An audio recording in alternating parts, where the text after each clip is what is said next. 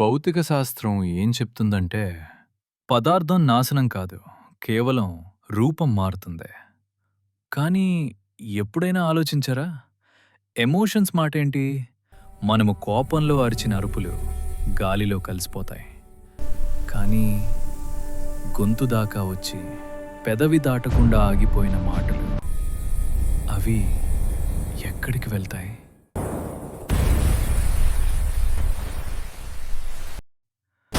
అవి డిలీట్ అవ్వవు. అవి భారంగా మారతాయి. ఆ భారాన్ని మోసేది ప్రతి ఒక్కరూ కాదు. ఆ భారాన్ని మోసేది ఒక్కడే. నతని పేరే రుద్ర.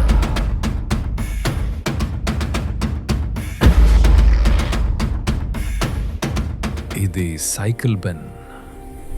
భూమి మీద ఒక ప్రేమికుడు తన ప్రేమను చెప్పకుండా దాచినప్పుడు ఇక్కడ ఒక గులాబీ రంగు రాయి పడుతుంది. ఇక ఉద్యోగి తన బాస్ మీద కోపాన్ని దిగమింగుకున్నప్పుడు ఇక్కడ ఒక ఎర్రటి రాయి పడుతుంది.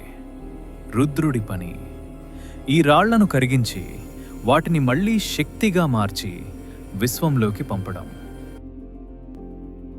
అంతా బాగానే సాగుతోంది ఆ ఒక్క రోజు వరకు. అర్జున్ 10 ఏళ్ల నుంచి తండ్రితో మాట్లాడలేదు. చిన్నప్పుడు జరిగిన ఒక గొడవ వాళ్ళ మధ్య ఒక గోడ కట్టింది. ఈరోజు ఆ గోడ పడిపోవాల్సిన సమయం వచ్చింది. డాక్టర్లు చెప్పారు ఇంకొన్ని నిమిషాలే అని.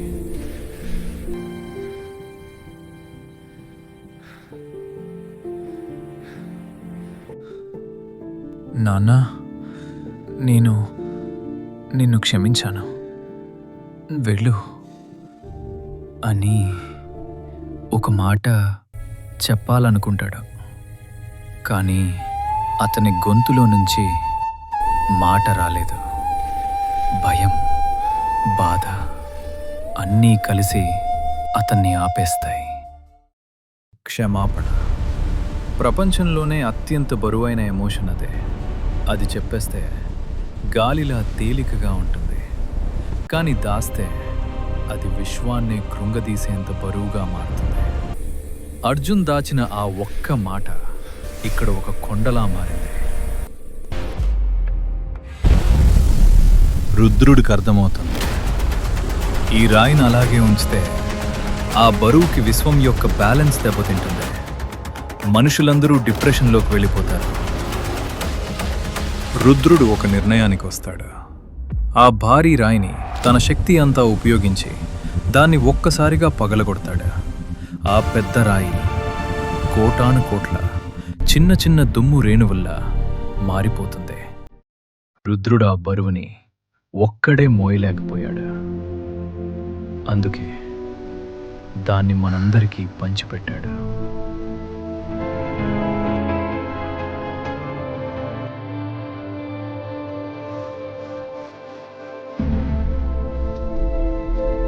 మీకెప్పుడైనా ఏ కారణం లేకుండా సడన్గా ఏడుపొచ్చిందా? మనసు బరువుగా అనిపించిందా?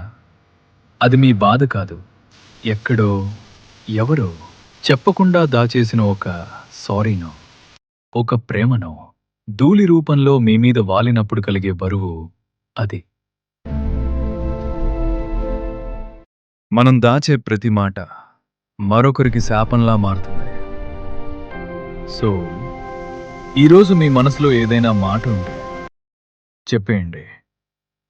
క్షమించండి, ప్రేమించండి, లేదా కనీసం గొడవ పడండి. కానీ మౌనంగా మాత్రం ఉండకండి. ఎందుకంటే మీ మౌనాన్ని మోసే శక్తి ఈ విశ్వానికి కూడా లేదు.